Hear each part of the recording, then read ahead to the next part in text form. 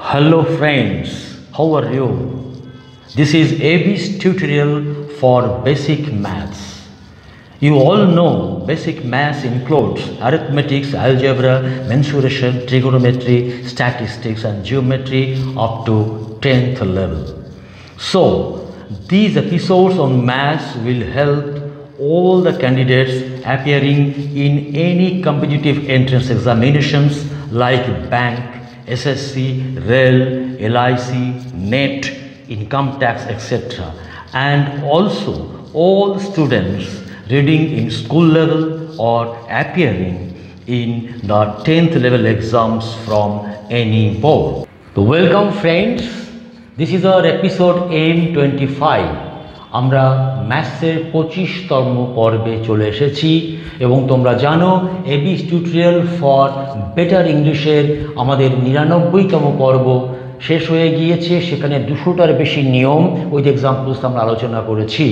আজকে এই 25তম পর্বে যে বিষয়গুলো লেখা আছে দেখতেই পাচ্ছ, WBCS যে অঙ্কগুলো এসেছিল, যেগুলো আমরা শিখেছি সেগুলোকে নিয়ে আমরা আলোচনা করব। তো তার আগে আমরা একটু কী জিনিস শিখেছি কটা পর্বের মধ্য দিয়ে সেটাকে একটু দেখে নিই। যেমন লাভ ক্ষতি আমরা M1 থেকে M9 এই 9টা পর্বের মধ্য দিয়ে আমরা লাভ ক্ষতির অঙ্ক শিখেছি। আমরা শতকরা শিখেছি M10 থেকে M14, 5টি পর্বের মধ্য থেকে আমরা শতকরা শিখেছি। সময় ও দূরত্ব M15 এবং M16 এবং M16 এই দুটি পর্বের মধ্য দিয়ে আমরা সময় ও দূরত্ব শিখেছি। সরল সুদ শিখেছি আমরা M17 থেকে M22।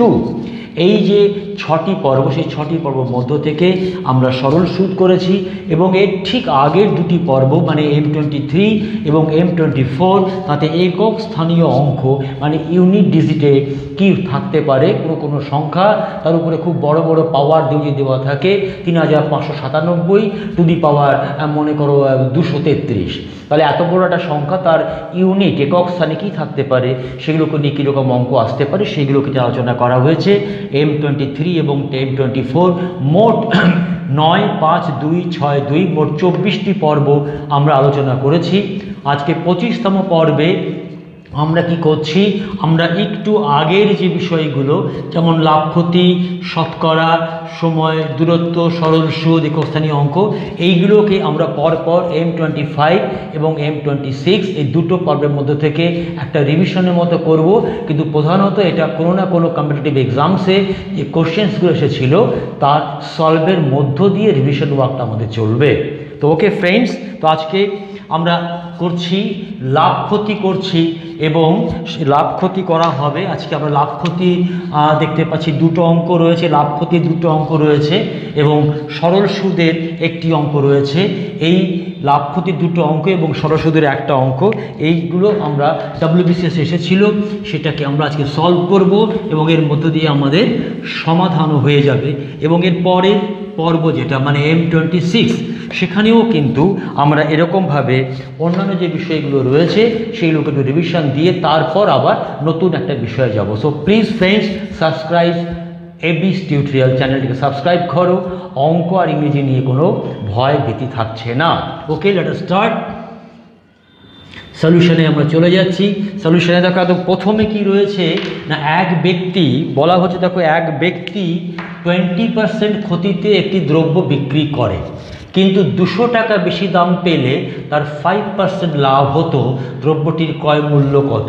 তোমরা অনেকেই মুখে মুখেই করে ফেলতে পারবে, আমি তবুও আবার যারা প্রথম আসছো সাবস্ক্রাইব করোনি আমি বারবার করে বলছি সাবস্ক্রাইব করো, তাদের জন্য আমি প্রথম থেকে আবার একটুখানি বলে দিই। জায়গাটা নিশ্চয়ই এরকম তোমাদের মনে আছে যে 20% ক্ষতি মানে পেছনে এখানে রয়ে গেল দিস ইজ আওয়ার বিক্রয় মূল্য, 0 পজিশন, ক্রয় মূল্য, এটা আমাদের ক্রয় মূল্য। তো এই ক্রয় মূল্যতে আমার লাভও নেই ক্ষতিও নেই, আমাদের 0 পজিশন। 20% হচ্ছে আমাদের নেগেটিভ দিকটা, এটা হচ্ছে আমাদের ক্ষতি হয়েছে।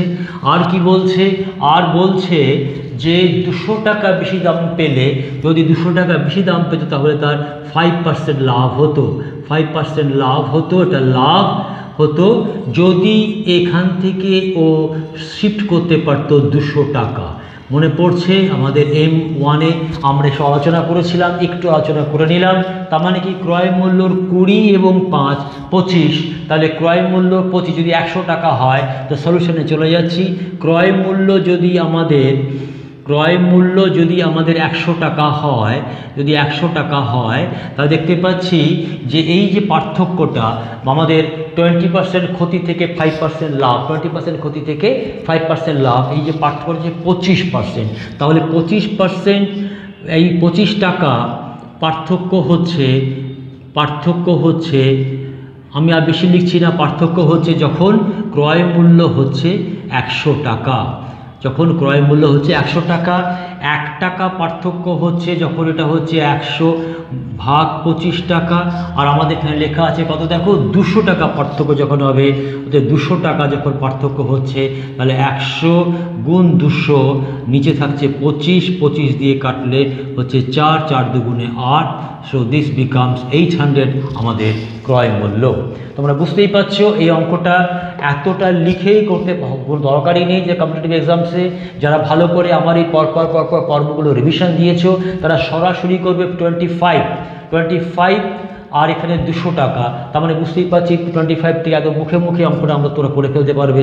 তোমাদের হয়তো লিখতেও হবে না, লিখতে গেলেও ম্যাক্সিমাম এই জায়গাটা লিখতে হতে পারে যে 25 টাকা, তার মানে ধরলে তাহলে 100/25 গুণ 200 একেবারেই তোমরা এখানে চলে আসতে পারো, কোনো রকম অসুবিধে হবে বলে আমার মনে হয় না।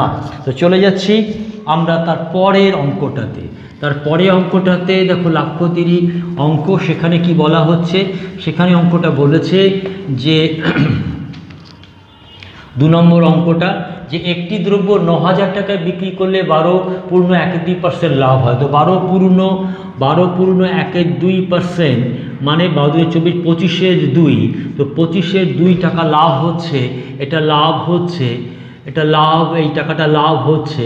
তাহলে আমাদের ক্রয় মূল্য যদি 100 টাকা হয়, আমি আর লিখছি না, তাহলে বিক্রয় মূল্যটা আমাদের কত হবে? বিক্রয় মূল্য আমাদের হচ্ছে 100 যোগ 25-এর 2, তার মানে কত হলো 225/2, এইটা আমাদের বিক্রয় মূল্য হয়ে যাচ্ছে। কিন্তু এখানে দেওয়া আছে বিক্রয় মূল্য হচ্ছে 9000 টাকা। নিশ্চয়ই তোমরা বুঝতে পারছো, পরপর অঙ্কগুলো খুব সহজে হয়ে যাবে। তাহলে 225/2 টাকা, এই টাকাটা আমাদের বিক্রয় মূল্য হচ্ছে যখন আমাদের ক্রয় মূল্য হচ্ছে 100 টাকা। 1 টাকা বিক্রয় মূল্য হচ্ছে যখন আমাদের এটা হচ্ছে 100 ভাগ 225, নিচে 2 মানে গুণ 2, আর 9000 টাকা যেটা আমাদের দেওয়া আছে, 9000 টাকায় বিক্রয় মূল্য যখন হচ্ছে তখন আমাদের ক্রয় মূল্য হচ্ছে 100 গুণ 2 গুণ 9000, নিচে 225, নিচে 225 থাকলে 25 দিয়ে কাটলে হচ্ছে এটা 4, 25 আর সরি 25 দিয়ে কাটলে এটা হচ্ছে 4, আর 25 দিয়ে কাটলে ওটা 4 4 8 আছে 9, তাই তো? এটা 9, ফাইন। তো 9কে 9000 দিয়ে কাটলে হচ্ছে 1000, 4 দুগুণে 8 সমান হয়ে গেল 8000 টাকা। এটা আমরা পেয়ে গেলাম ক্রয় মূল্য। আমরা জানি যে এই যে 7600 টাকায় বিক্রি করলে তার শতকরা কত লাভ বা ক্ষতি হবে, এই দ্বিতীয় অংশটা আসতে গেলে আমাদের প্রথম অংশ থেকে ক্রয় মূল্যটাকে বার করতে হবে। যদি ক্রয় মূল্যটাই না জানি, কত দামে কিনেছি এটাই যদি আমরা না জানি, তাহলে 7600 টাকা বিক্রি করলে কত টাকা লাভ বা ক্ষতি হতে পারে, বা তার শতকরা হারি বা কত হবে, এটা আমরা জানবো কী করে? ফলে আমরা ক্রয় মূল্যটা বার করলাম। এবার দেখতেই পাচ্ছি যে 8000 টাকা, 7600 টাকা, তাহলে আমাদের ক্ষতি হচ্ছে দ্বিতীয় ক্ষেত্রে, দেখো দ্বিতীয় ক্ষেত্রে ক্ষতি কত হচ্ছে, দ্বিতীয় ক্ষেত্রে ক্ষতি হচ্ছে 400 টাকা। অতএব এবার আমাদের কোনো অসুবিধে নেই। হচ্ছে আমাদের 8000 টাকা যখন আমাদের ক্রয় মূল্য হচ্ছে, 8000 টাকা যখন ক্রয় মূল্য হচ্ছে তখন ক্ষতি হয় 400 টাকা।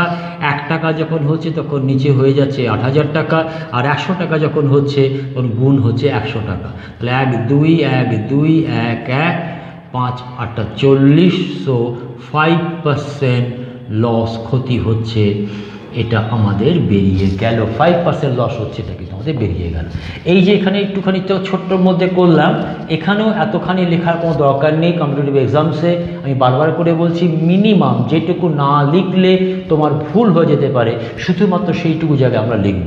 শুধু খেয়াল রাখা যে যখন এরকমভাবে কোনো সংখ্যা দেওয়া থাকবে, তখন সত্যি সত্যি সংখ্যাটা ভিত্তি করেই আমাদের এগোতে হবে, এবং সেখান থেকে ক্রয় মূল্যটি কত, যে তোমাদের বারবার করে আগেও বলেছি, যখন আমরা ওই M1 থেকে পরপর 9টা পর্ব আমরা করেছিলাম লাভ ক্ষতি নিয়ে, ক্রয় মূল্য যদি আমার জানা না থাকে, তাহলে কিন্তু অনেক ক্ষেত্রেই আমরা লাভ ক্ষতির অঙ্ক করতে পারবো না।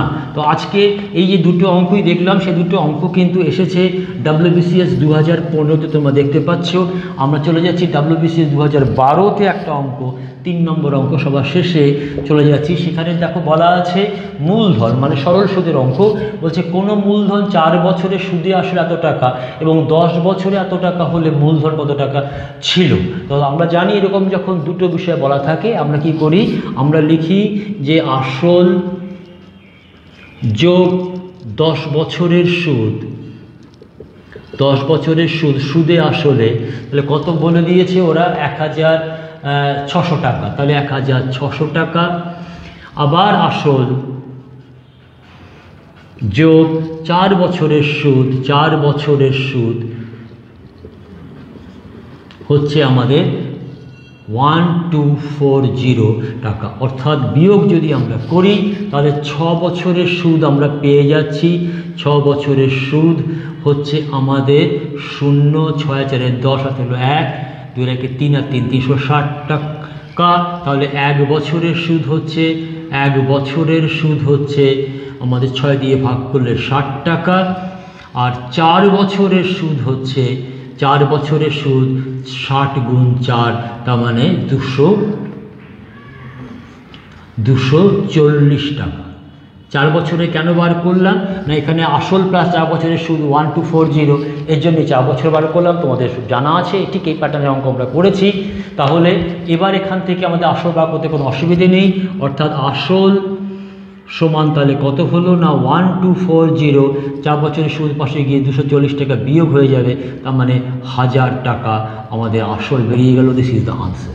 তো এখানেও তুমি দেখবে যে 6 বছরের সুদ, 1 বছরের সুদ, 4 বছরের সুদ এত কিছু করার দরকার থাকে না। একেবারে 6 বছরের সুদ থেকে সরাসরি তোমরা মুখে মুখে 4 বছরের সুদটা করে ফেলতে পারো, এবং মুখে মুখে এই 240 টাকা, 1240 টাকা থেকে বিয়োগ দিয়ে 1000 টাকা চলে আসতে পারো। ফলে অঙ্কগুলো প্রায় বেশিরভাগ ক্ষেত্রেই একটা বা দুটো স্টেপিংসের মাধ্যমেই কিন্তু অঙ্কগুলো করতে পারবে। এবং এটা এসেছিলো WBCS প্রিলিতে এসেছিলো 2012-তে এসেছিলো। ফলে আমরা দেখতে পাচ্ছি, দেখো এই যে রিভিশনগুলো করছি, যদি আমাদের সাবস্ক্রাইব করা থাকে চ্যানেলটা, এবং আমরা পরপর যতগুলো এপিসোড আমরা আলোচনা করেছি একটু ভালো করে তোমরা দেখে নাও, তাহলে তুমি দেখবে যে WBCS-এর তো মোটামুটি একটা মানগত জায়গা, তো সেই মানের জায়গাতে অঙ্কগুলো কিন্তু আমরা 2-3টে পদক্ষেপের মধ্যেই কিন্তু করে ফেলতে পারবো, এবং সেই প্র্যাকটিসটা খুব বেশি করা প্রয়োজন। আমাদের পরের পর্বেও আমাদের যে বিষয়গুলো আমরা করেছি, সময় দূরত্ব করেছিলাম আমাদের, বা সরল সুদের মূলধনের আরও 1-2 অঙ্ক বা একক স্থানীয় অঙ্ক, মানে সেই অঙ্কগুলোকে নিয়ে আমরা আরেকটা M25-এর পরে M26ও সেটা করব। তারপর আমরা নতুন বিষয়ে যাব। ওকে, বাই, ভালো থেকো, বাই।